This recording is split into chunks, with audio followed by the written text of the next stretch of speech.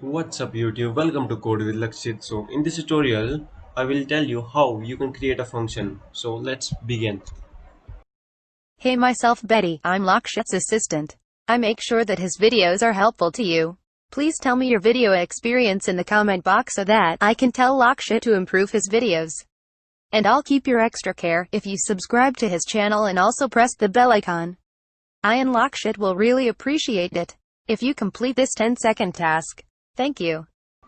First of all, we will write this keyword called def. It is used to define a function. Then we will name our function, let's say ever. Basically, the function which we are creating now will calculate the average marks of the students. This is the name of the function which we are creating. Then we will put this parentheses, then put a colon. In this parentheses we can put a parameter basically a input for our function. Now we are putting our input as a list, so we will type the name of the list here in parameter list. This is the name of our list. Then we will put the space. Here we create our function. First of all, type the name of the function my underscore list equals to sum.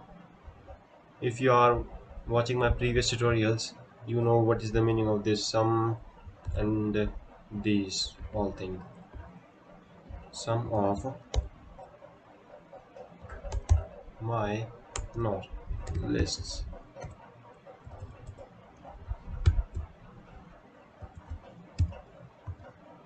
list divided by len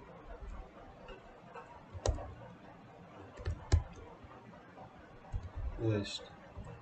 Then we will put a return type, return my list. Return basically means it will return the answer of this